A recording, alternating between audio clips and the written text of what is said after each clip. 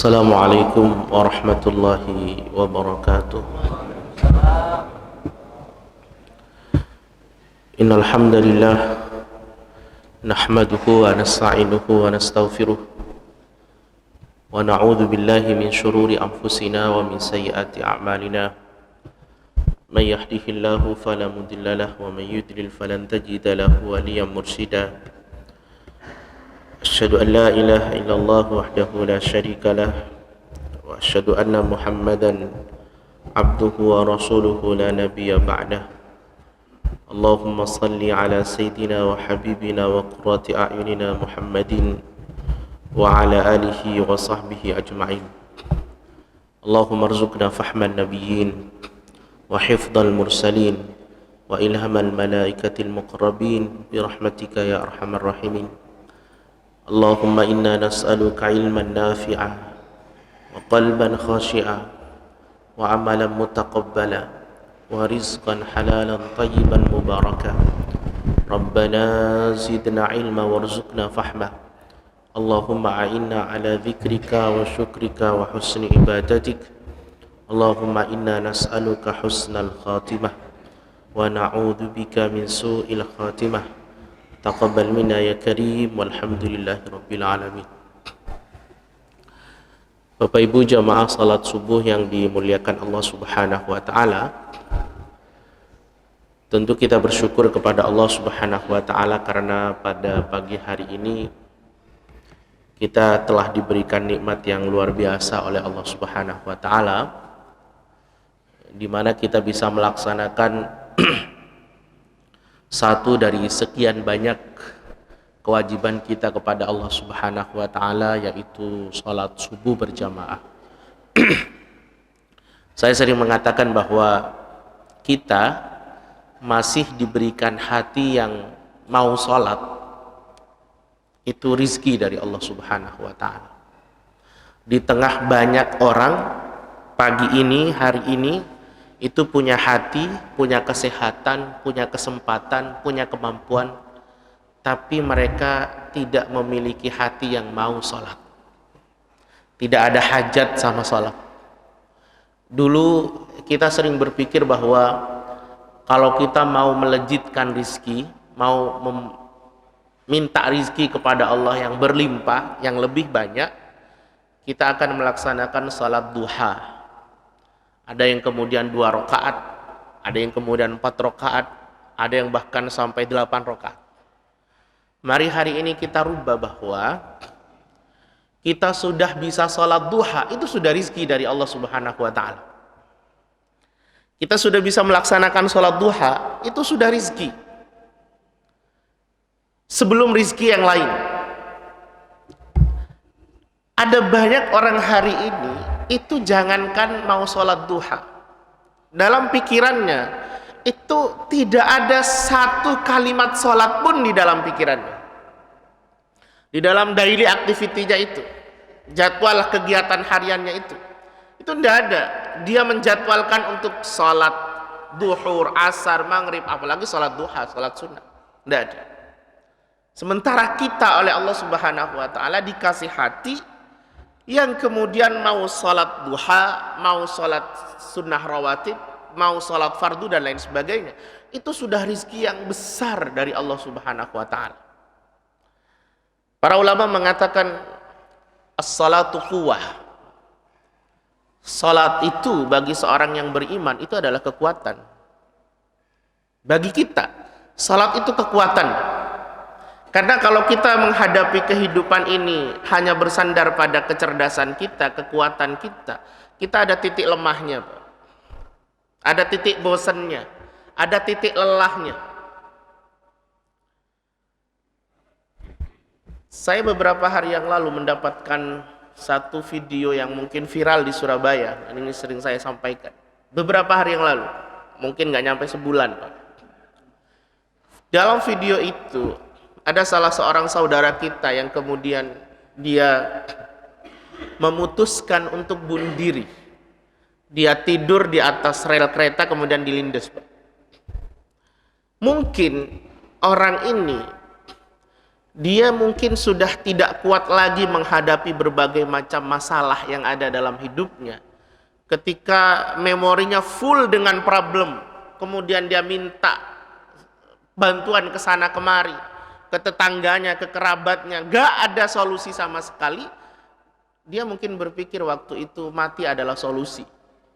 Ketika dia meninggalkan dunia ini, dia berpikir ketika dia sudah mati, dia menyangka bahwa semua masalahnya akan selesai. Padahal sebenarnya dia sedang berpindah dari satu masalah kepada masalah yang lebih besar. Beberapa hari yang lalu juga salah satu santri kami dari Gorontalo, dia memposting di dalam story WA-nya tuh Pak. Ada 20 lebih daftar orang bunuh diri di Gorontalo sepanjang 2023. 20 orang lebih. Dia gantung diri, jemaah ini rahmati Allah. Orang-orang seperti ini dia menganggap bahwa ketika dia mati itu masalah selesai semua.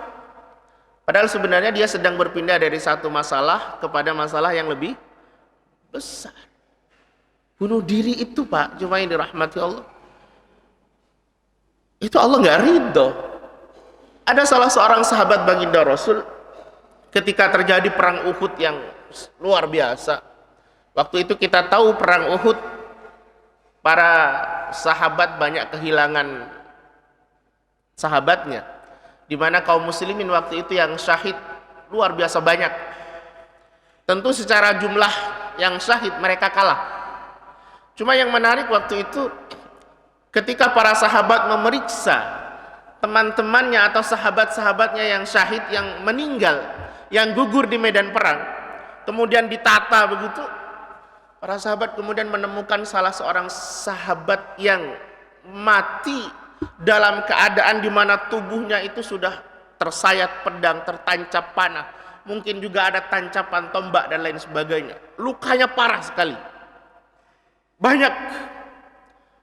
Itu para sahabat terkagum-kagum dengan orang ini, di mana dia mendapatkan luka yang sangat besar, banyak sekali.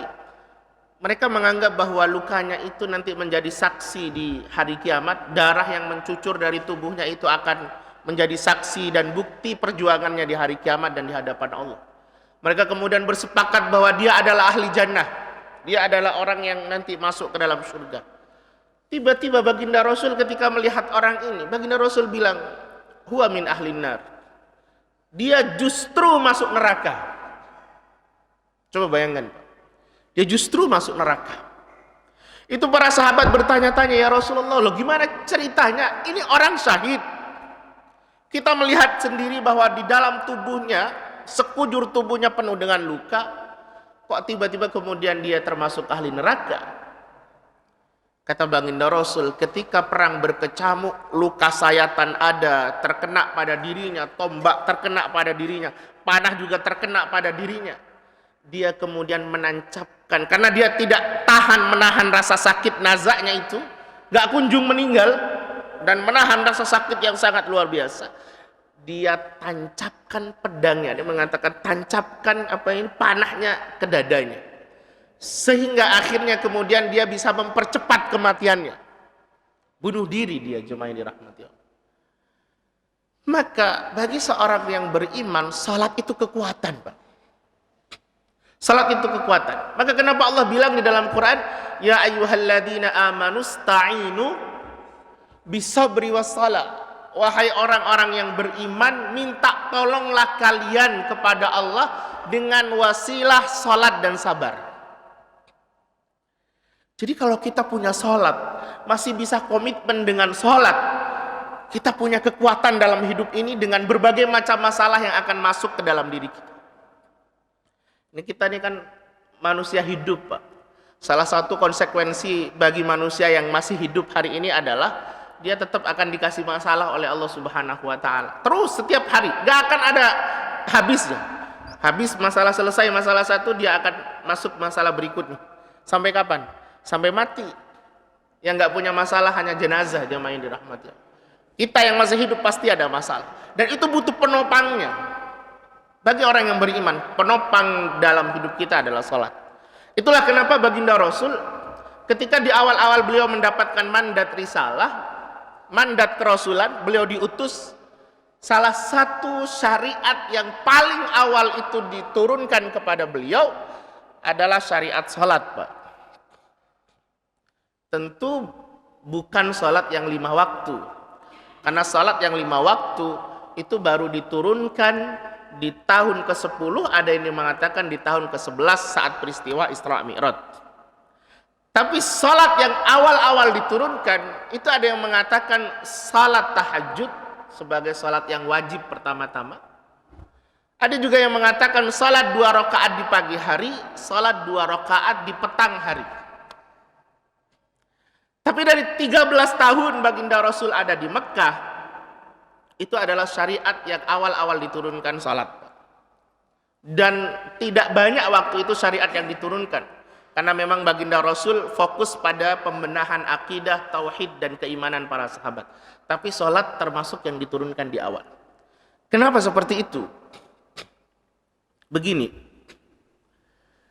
Allah paham betul ketika baginda Rasul itu mendapatkan mandat kerasulan, diutus menjadi seorang Rasul, beliau akan mendapatkan masalah yang lebih besar yang belum pernah beliau temui sebelumnya.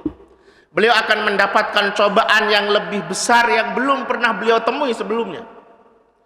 Kalau kita baca sirah baginda Rasul, kita akan mendapati beliau itu sejak kecil sampai usia 40 sebelum jadi Rasul, itu hidup beliau penuh dengan pujian, Pak. Mulai dari kecil sampai usia 40 itu hidup beliau penuh dengan pujian.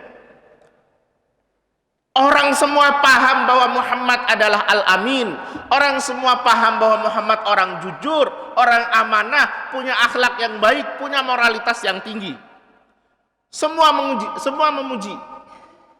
Sampai di umur itu. Bahkan di umur 35 itu beliau didaulat sebagai Al-Amin dan pemersatu kabilah-kabilah yang ada di Mekah waktu itu. Tapi ketika umur 40 kemudian diutus menjadi Rasul, beliau baru pertama kali mendapatkan ejekan, olokan, fitnah yang luar biasa yang belum pernah beliau dapati sebelumnya. Orang itu kalau sudah terbiasa dipuji, tiba-tiba diejek, itu lebih sakit dibandingkan dia yang sudah terbiasa diejek. Ya kan? Sama, orang kalau sudah terbiasa fasilitas nyaman, instan, semua serba ada, tiba-tiba jatuh miskin, itu jauh lebih sakit dibandingkan orang yang sudah terbiasa miskin. Ya, Pak.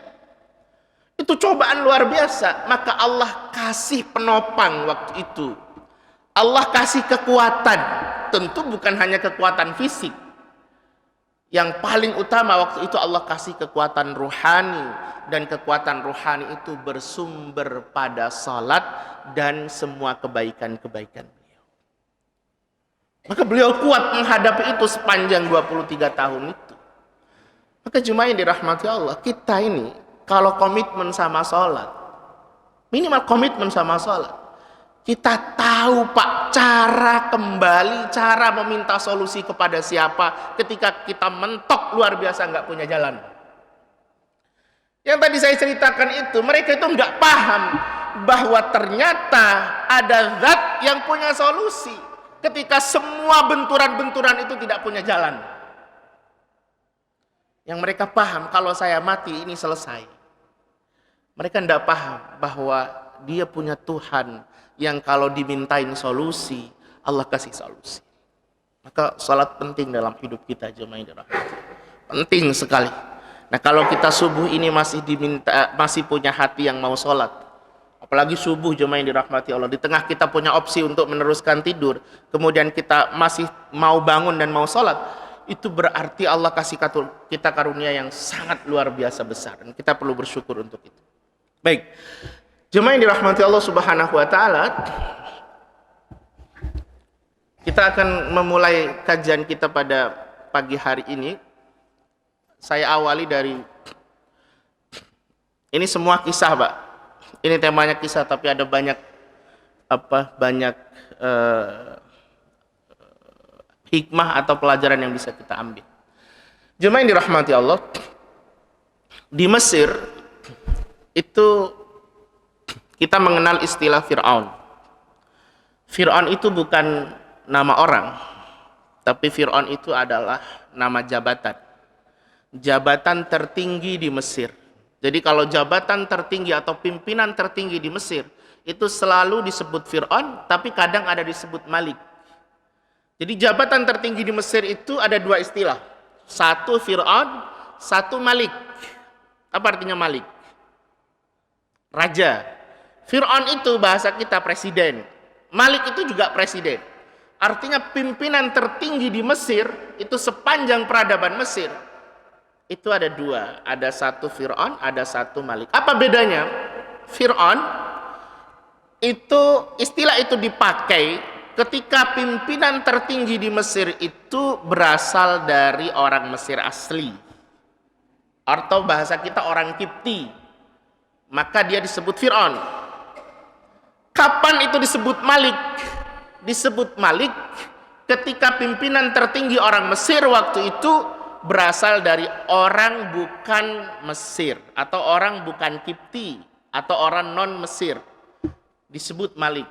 Kita tahu ini pernah terjadi. Satu, ketika di zaman Musa disebut Fir'aun karena pimpinannya berasal dari Mesir.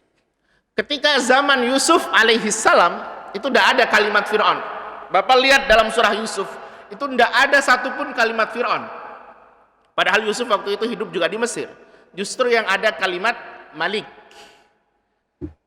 Karena waktu Yusuf, zaman Yusuf, itu pimpinan tertingginya berasal dari orang non-Kipti atau bukan orang Mesir. Maka disebut Malik. Paham di sini, Pak ya? Oke. Kemudian waktu zamannya Musa alaihissalam ada dua komunitas besar waktu itu yang hidup di Mesir. Satu, komunitasnya orang Kipti sendiri, orang Mesir sendiri. Kemudian yang kedua, komunitas Bani Israel yang nanti akan nginduk kepada Musa alaihissalam. Nah, karena waktu itu pimpinannya orang Mesir yaitu Fir'aun, maka semua orang Kipti menempati posisi-posisi strategis di Mesir waktu itu. Di bahasa kita eselon 1, eselon 2, eselon 3 itu ditempati orang-orang Mesir. Komisaris-komisaris itu ditempati orang Mesir. Tapi giliran office boy, tukang sapu jalanan, kemudian pekerja-pekerja berat itu ditempati orang Bani Israel. Karena waktu itu pimpinannya orang Mesir.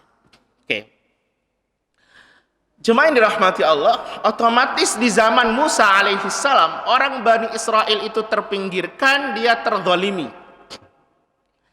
Karena dia diperas, dia disuruh bekerja keras. Sementara orang Kiptinya dia mendapatkan posisi yang sangat luar biasa.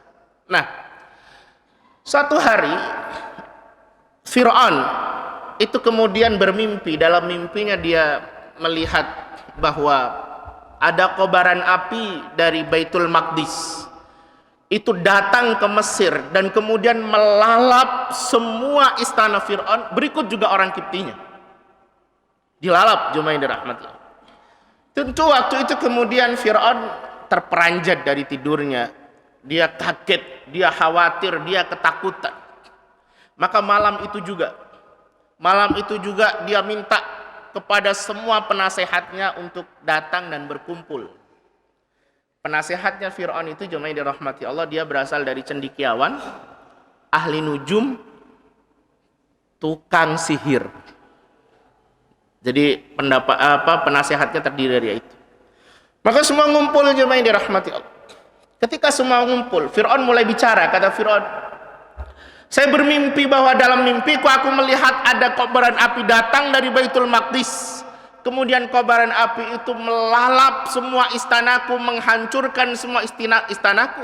Berikut juga orang-orang Kiptinya, orang-orang Mesir. Maka kata Fir'aun, tolong tafsirkan. Kira-kira apa yang akan terjadi atau apa makna mimpiku ini? Maka dari sekian banyak orang yang berkumpul itu, jemaah yang dirahmati Allah, ada satu orang yang kemudian berani menafsirkan. Dia mengatakan, wahai raja, dalam waktu dekat ini akan lahir seorang anak dari rahim ibu Bani Israel. Akan lahir seorang anak dari rahim ibu Bani Israel. artinya dia adalah orang Bani Israel, yang musuhnya mereka. Yang kemudian dia akan menjadi sebab hancurnya kerajaanmu, dia menjadi sebab engkau nanti akan dihancurkan dan engkau akan dibunuh. Ini Pak. Maka karena ada tafsir mimpi ini, maka keluarlah keputusan presidennya. Keluar keputusan presidennya, atau bahasa kita keluar kepresnya atau perpunya. Apa waktu itu? Setiap anak yang lahir dalam waktu dekat ini, yang dia berasal dari rahim ibu Bani Israel dan dia berjenis kelamin laki-laki, maka semua harus dibunuh. Coba Pak. Di titik ini saya ingin sampaikan bahwa betapa pentingnya seorang pemimpin itu punya penafsir mimpi. Penting sekali. Kasus pada Fir'aun ini, ketika mimpinya ditafsirkan, maka Fir'aun kemudian melakukan upaya antisipasi. Jangan sampai mimpi ini terjadi. Maka dia bikin satu keputusan dan peraturan bahwa kalau ada ibu Bani Israel melahirkan dalam waktu dekat ini dan jenis kelaminnya laki-laki atau anaknya laki-laki, dibunuh dia.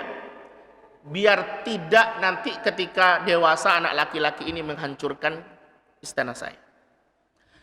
Kenapa seorang pemimpin itu butuh penafsir mimpi, jemaah yang dirahmati Allah? Karena mimpinya seorang pemimpin, terutama presiden atau pemimpin tertinggi atau mungkin gubernur atau wali kota, itu mimpinya berharga. Itu mimpinya berharga. Karena mimpi dia itu bukan hanya bicara soal dia dan keluarganya, tapi mimpinya juga bicara soal rakyatnya. Itu Fir'aun. Fir'aun di titik ini dia melakukan upaya antisipasi. Saya kasih contoh lagi. Ketika zaman Yusuf alaihissalam, saat waktu itu raja bermimpi bahwa dia dalam mimpinya melihat ada 7 ekor lembu kurus memakan 7 ekor lembu gemuk, dan ada 7 helai gandum yang gemuk-gemuk, kemudian ada 7 helai gandum yang kurus-kurus. Ini mimpi raja, yang kemudian pada akhirnya nanti ditafsirkan oleh Yusuf, di mana tafsirnya punya arti bahwa 7 tahun pertama Mesir akan menjumpai 7 tahun yang penuh dengan kesuburan. Kemudian 7 tahun berikutnya Mesir akan krisis, di mana kemarau luar biasa, paceklik dan lain-lain. Justru dari situ kemudian presidennya atau rajanya dia punya upaya antisipatif. Dia bilang kepada semua masyarakat Mesir, 7 tahun pertama setiap panen kita tolong jangan dihabiskan. Ya kan? Coba Pak. Jadi mimpi seorang pemimpin itu berharga, maka perlu ada yang menafsirkan. Cuma masalahnya kadang penafsir mimpi sekarang itu gak jauh beda sama dukun, Mbak. Ya kan? Tapi penting sekali, ini penting sekali. Karena ternyata Fir'aun itu setelah dia bermimpi seperti itu, dia melakukan upaya antisipasi. Jangan sampai ini terjadi, maka dia bikin keputusan seperti itu. Nah, ketika keputusan ini keluar, jemaah yang dirahmati Allah, apa yang terjadi? Besoknya semua prajurit raja mensosialisasikannya ke daerah-daerah. Termasuk waktu itu ke tempatnya Musa alaihissalam, tempatnya ibunya Musa. Di mana waktu itu ibunya Musa sedang mengandung Nabiullah Musa alaihissalam. Ketakutanlah semua orang, khawatir semua orang, dibuat panik semua orang. Semua dibuat ketakutan, semua dibuat panik dengan aturan-aturan seperti ini. Maka apa yang terjadi, jemaah yang dirahmati Allah? Waktu itu ibunya Musa takut luar biasa, khawatir. Jangan-jangan nanti anaknya laki-laki kemudian tidak bisa selamat. Maka keluarlah wahyu dari Allah Subhanahu wa taala, di mana Allah bilang kepada ibunya Musa, wa auhayna ila ummi Musa an ardi'i. Kami ilhamkan kepada ibunya Musa agar kemudian dia tetap nyusui anaknya. fa idza khifti alaihi fa alqihi fil yammi wa la takhafi wa la tahzani. Kalau kemudian dia takut anaknya tidak selamat, maka larungkan saja anak itu di sungai Nil. Dan jangan takut, jangan bersedih. Kalimat berikutnya menarik, Pak. Inna radduhu ilaiki wa ja'iluhu minal mursalin. Kami akan kembalikan dia kepadamu dan kami akan jadikan dia sebagai utusan atau sebagai rasul. Kalimat ini kan kalimat apa, Pak? Kalimat janji dari Allah Subhanahu wa taala. Kata Allah, kami akan kembalikan anak itu kepadamu. Coba lihat, Pak.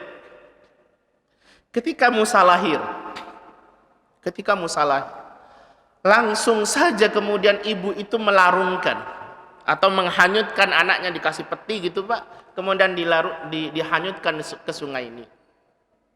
Sebelum dihanyutkan, ibunya Musa bilang kepada mbaknya Musa, kepada kakaknya Musa, tolong kau ikuti peti ini, siapa nanti yang akan mengambil peti ini, pastikan siapa yang ambil, tapi ikuti dari jauh, jangan sampai orang terlihat bahwa engkau mengikuti peti ini. Maka mbaknya Musa itu dia mengikuti dari pinggir sungai tapi dari jauh, Pak. Dia pengen tahu siapa yang menerima, yang ngambil. Waktu itu jemaah yang dirahmati Allah Subhanahu wa taala, Sungai Nil itu alirannya masuk ke kawasan istana, Pak. Kan biasa, istana yang baik itu kalau ada aliran sungainya, ada air terjunnya dan lain sebagainya. Maka kenapa sekarang orang-orang hari ini itu pengennya di rumah ada air terjunnya walau buatan, ada aliran airnya, karena memang itu menarik dan itu bagus. Termasuk di kawasan istananya Fir'aun itu juga ada terusan Sungai Nil itu. Nah, ketika itu dilarungkan, dihanyutkan, jemaah yang dirahmati Allah, berbarengan dengan itu Allah kemudian ngirimkan peti itu ke dalam istana, di mana kemudian waktu itu Bunda Asia dengan dayang-dayangnya sedang bersih-bersih di Sungai Nil, di dekatnya istana atau di wilayah istana itu, kemudian mendapati ada peti itu. Maka sama dayang-dayangnya, singkatnya, sama dayang-dayangnya diambil, dikasihkan kepada Bunda Asia. Ketika Bunda Asia membuka peti itu, jemaah yang dirahmati Allah, Allah kemudian kasih cahaya pada wajahnya Musa. Kemudian juga Allah kasih rasa cinta kepada Bunda Asia kepada Musa. Jadi saat dibuka, keluar rasa cintanya, rasa simpatinya. Maka waktu itu Bunda Asia langsung menghadap kepada suaminya. Siapa? Fir'aun.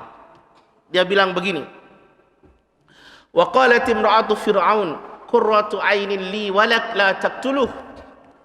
Wahai suamiku, kata Bunda Asia, tolong jangan bunuh anak ini. Bisa jadi anak ini nanti jadi penyejuk jiwa kita. Dan kebetulan kan waktu itu memang Bunda Asia dengan Fir'aun tidak punya anak. Jadi ini bisa jadi penyejuk jiwa mereka. Awalnya Fir'aun bilang, bunuh tetap. Tapi ketika Bunda Asia bilang, asa ayyam fa'ana aw nattakhidahu walada, bisa jadi anak ini kelak bermanfaat buat kita, atau kita pungut saya jadi anak kita. Maka kemudian Fir'aun bilang, ya sudah, pelihara saja, gak jadi dibunuh, Pak. Coba bayangkan. Saya sering bilang kalau di bab ini, di titik ini, Fir'aun yang raja itu, yang perkasa itu, yang paling kuasa itu, yang dia bilang dia Tuhan itu, justru ternyata bisa diintervensi sama siapa? Sama istrinya. Justru ternyata bisa dipengaruhi sama istrinya. Apalagi kita, jemaah yang dirahmati Allah. Fir'aun yang seperkasa itu, sekuat itu, dia punya kekuasaan yang luar biasa waktu itu. Bahkan saking dari luar biasanya kekuasaannya, dia mengaku bahwa dirinya Tuhan. Itu ternyata juga bisa dipengaruhi oleh istrinya. Keputusan-keputusan besarnya itu ternyata juga bisa diintervensi oleh istri. Di mana kemudian itu anak tidak jadi dibunuh hanya gara-gara istrinya minta untuk tidak dibunuh. Maka saya sering mengatakan bahwa peran istri itu penting sekali. Penting. Sekelas Fir'aun saja bisa diintervensi, apalagi sekelas kita. Ada banyak hal di dalam kehidupan kita ini, terutama kehidupan suami istri, di mana istri punya peran yang sangat strategis sekali. Ini Fir'aun, Pak. Coba saya cerita satu lagi. Bapak kalau baca surah Al-Lahab, tabbat yada abi lahabiu wa tab, ma aghna anhu maluhu wa ma kasab, sayasla naran dzata lahab wa imra'atuh, dan istrinya.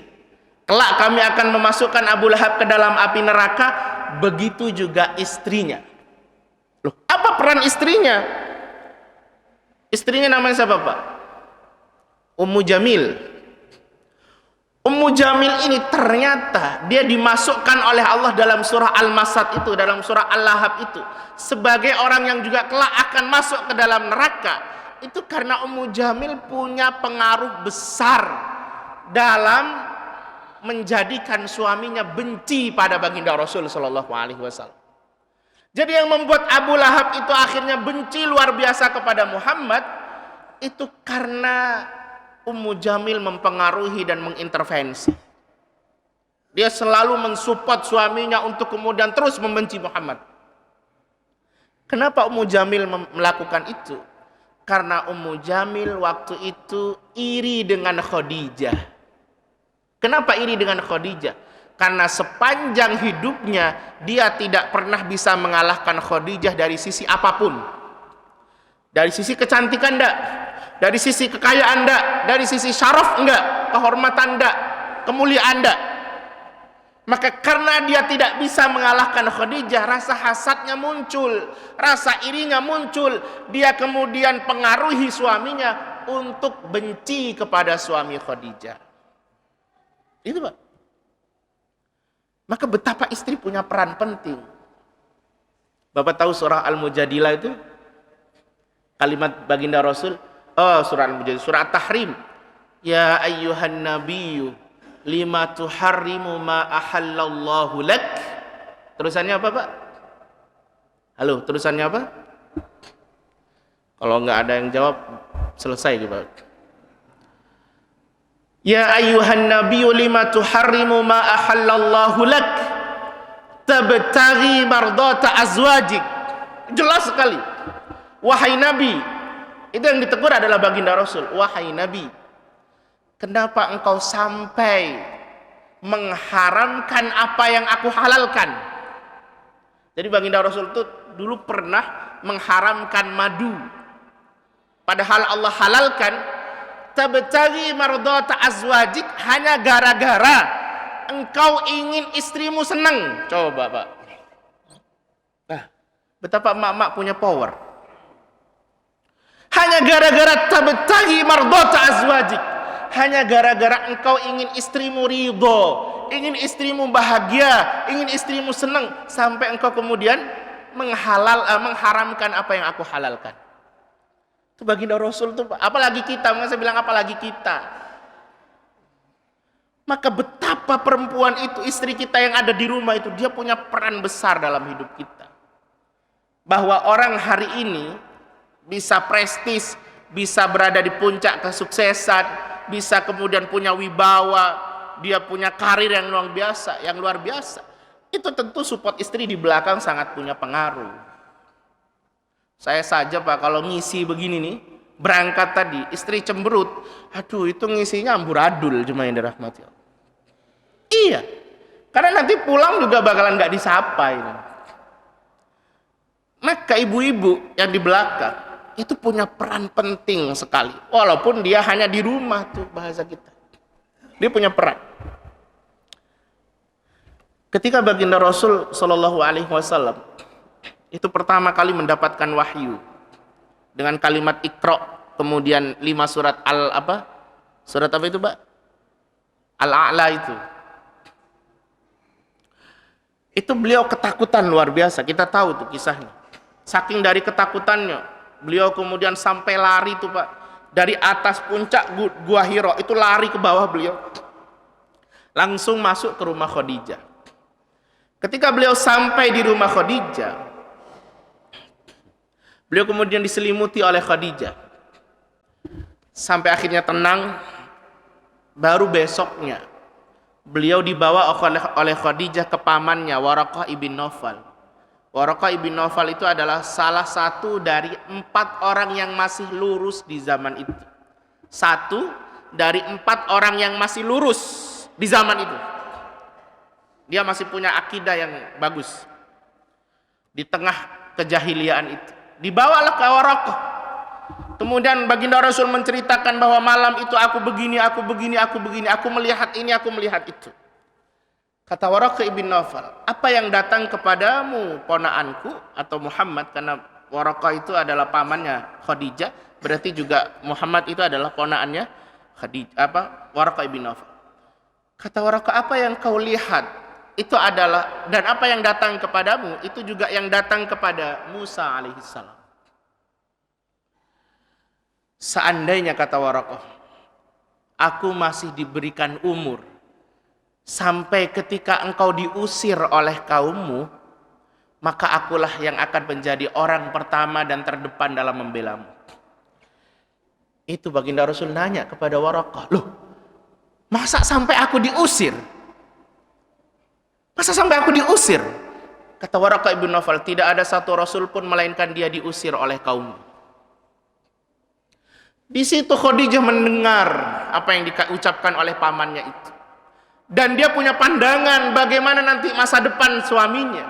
Bahwa kelak dia akan dikucilkan, dia akan diasingkan, dia akan diusir. Mestinya Khadijah waktu itu punya 2 pilihan. Lanjut dengan baginda Rasul atau dia keluar dari perjalanan itu. Atau dia tidak mau membersamai baginda Rasul. Khadijah bilang, suamiku, apapun yang terjadi kepadamu, aku tetap akan bersamamu selama engkau berada dalam kebenaran. Itu yang akhirnya membuat baginda Rasul kokoh, Pak, teguh, Pak. Karena orang terdekatnya, istrinya, itu mendukungnya. Coba Bapak Ibu yang dirahmati Allah. Ketika Bapak berkarir, kemudian mendapatkan posisi yang sangat strategis. Tiba-tiba orang yang terdekat Bapak Ibu, ya Bapak-Bapak, kemudian orang yang setiap malam tidur sekamar dengan Bapak, ternyata nggak mendukung apa yang Bapak lakukan. Gimana kira-kira? Berat itu jemaah, berat. Maka istri punya peran penting. Tolong jangan sepelekan. Jangan mentang-mentang kemudian suami saya yang bekerja, saya yang keluar rumah, kemudian istri tidak dianggap memiliki peran. Enggak. Hari ini orang-orang besar itu rata-rata punya pengaruh dari istri-istrinya. Punya support dari istri-istrinya. Bapak tinggal cari siapa orang besar. Pasti di belakangnya ada istri yang mensupportnya. Itu. Termasuk Fir'aun. Waktu itu Bunda Asia itu ternyata bisa mengintervensi Fir'aun. Di titik ini jemaah dirahmati Allah, kita juga bisa lihat bahwa ternyata Allah mengejek Fir'aun. Kenapa Allah mengejek Fir'aun? Rupanya Fir'aun tuh gak tahu bahwa ternyata anak kecil yang nanti akan dia besarkan, anak kecil yang nanti akan dia kasih makan dan dia didik, dia sekolahkan, dia biayai hidupnya sampai dewasa, itu adalah musuh dia. Iya kan? Itu adalah musuh dia. Mestinya kalau dia mengatakan dirinya Tuhan, di bab ini mestinya selesai dong. Dia gak bakalan terima karena dia tahu bahwa itu adalah musuhnya. Ternyata tidak. Justru dia terima, dia kasih makan, dia didik, dia besarkan. Allah itu ngejek Fir'aun. Maka saya sering sampaikan bahwa orang-orang sombong itu kelak akan dihancurkan oleh Allah dengan hal-hal yang sepele.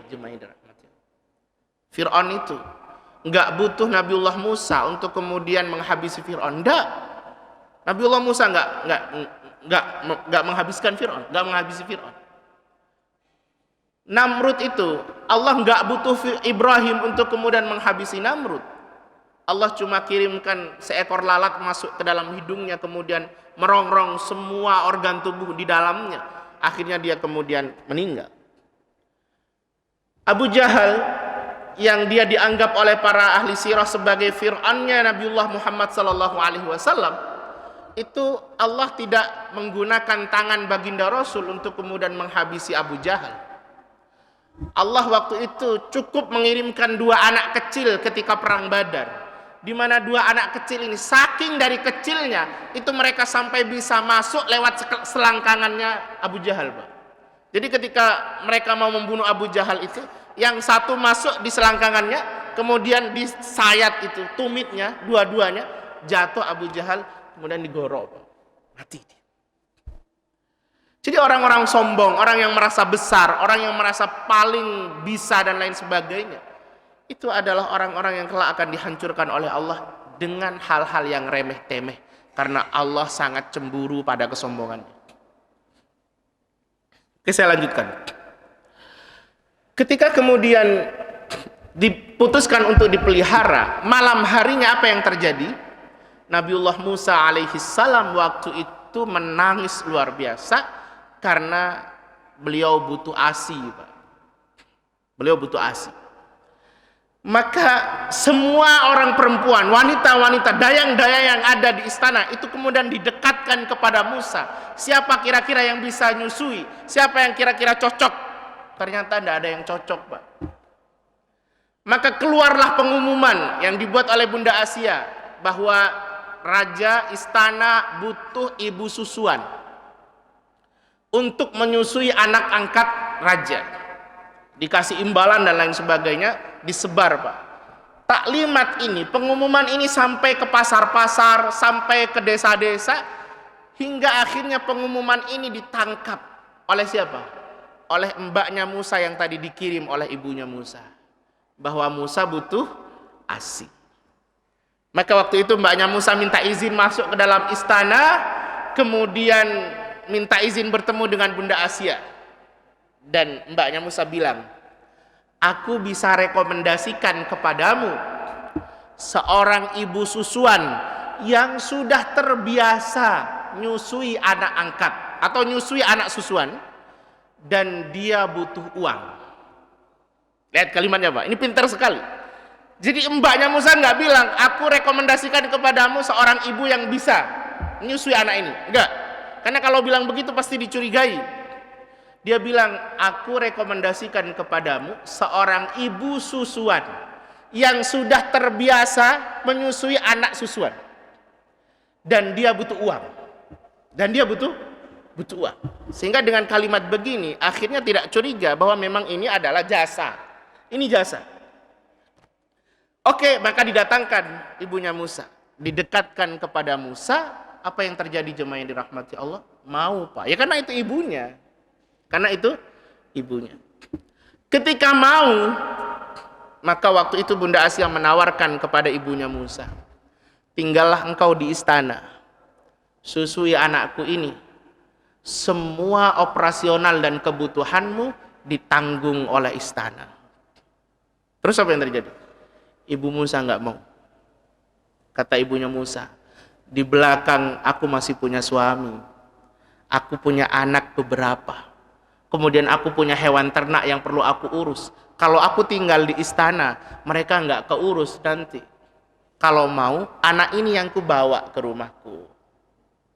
Maka sepakat waktu itu, silahkan bawa anak itu ke rumahmu. Sesekali aku akan kemudian mendatanginya, menjenguknya, dan semua operasional kebutuhan keluargamu itu ditanggung oleh istana. Coba, Pak.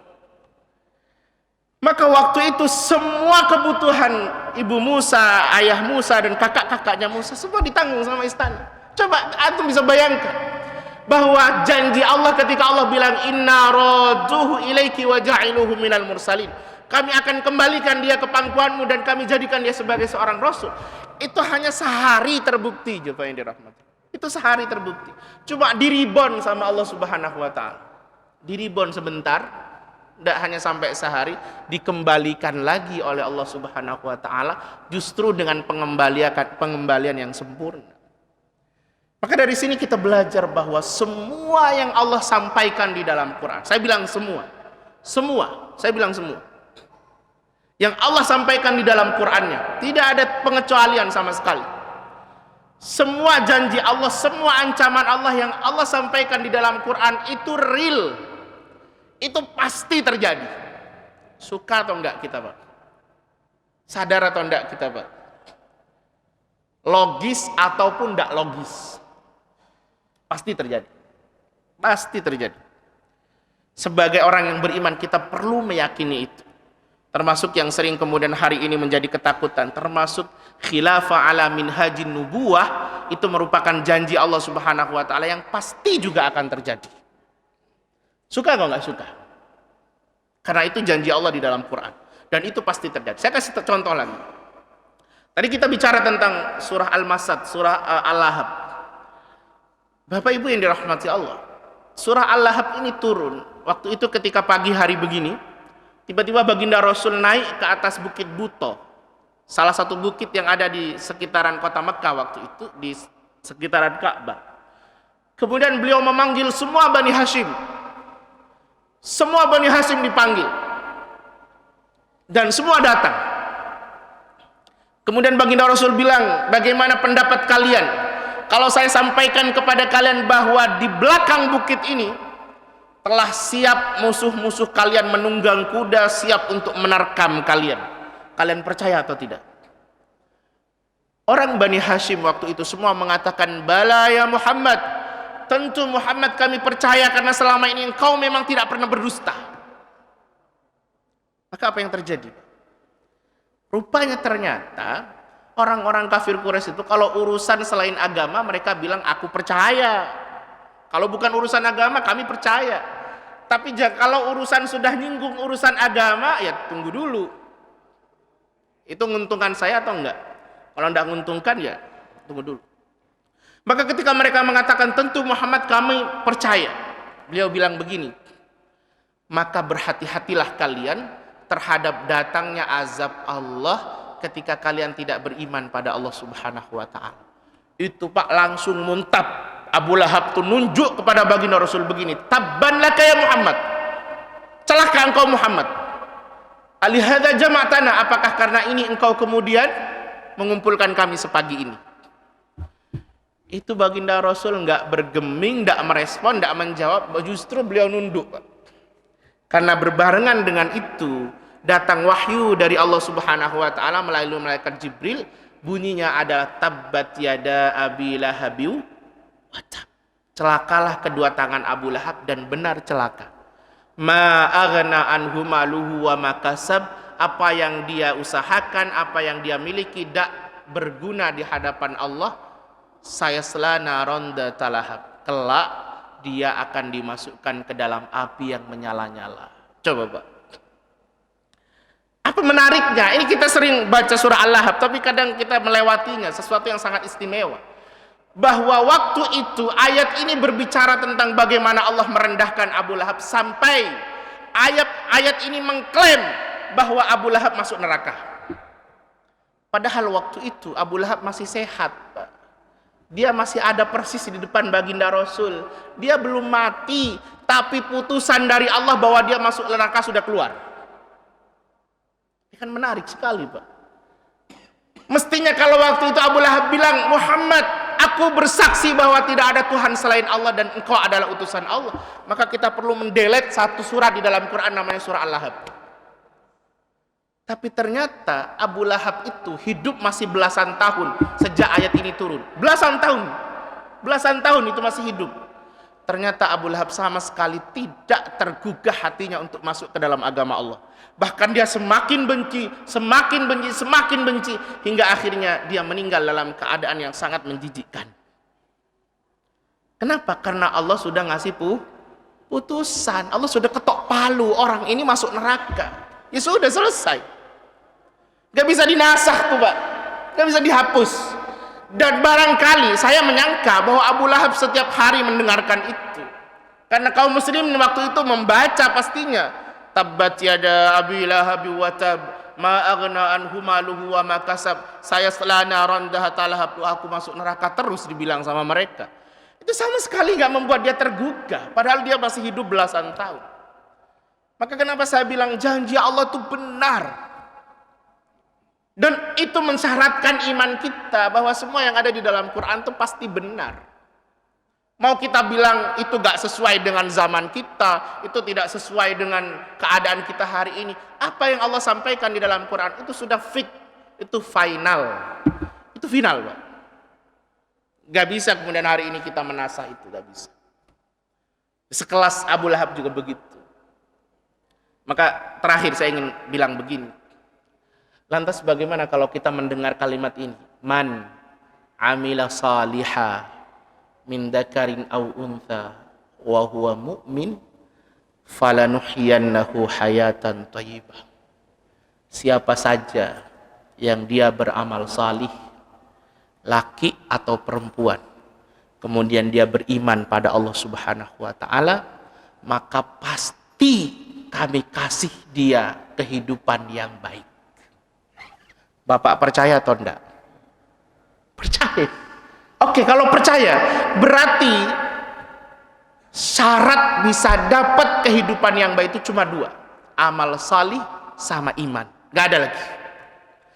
Maka bagaimana kita ini menginginkan kehidupan yang baik, setiap hari ngejar kehidupan yang baik, ngejar kehidupan yang membahagiakan. Lah urusan salat saja kita tidak lulus.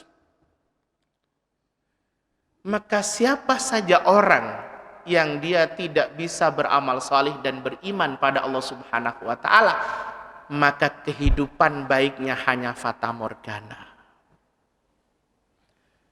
Subhanakallahumma wa bihamdika asyhadu an la ilaha illa anta astaghfiruka wa atubu ilaik.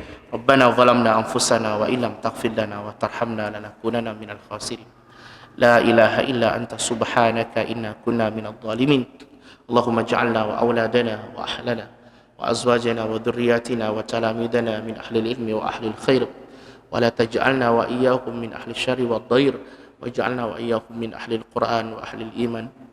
Rabbana inna nas'aluka husnal khatimah wa na'udzu bika min su'il khatimah. Allahumma innaka afuwun tuhibbul 'afwa fa'fu 'anna. Allahumma inna na'udzu bika min jahdil bala wa dharkis syaqa wa su'il qada wa syamatatil a'da. اللهم ربنا اغفر لنا واغفر ذنوب والدينا وارحمهم كما ربونا صغارا. ربنا آتنا في الدنيا حسنة وفي الآخرة حسنة وقنا عذاب النار وأدخلنا الجنة مع الأبرار يا عزيز يا غفار يا رب العالمين.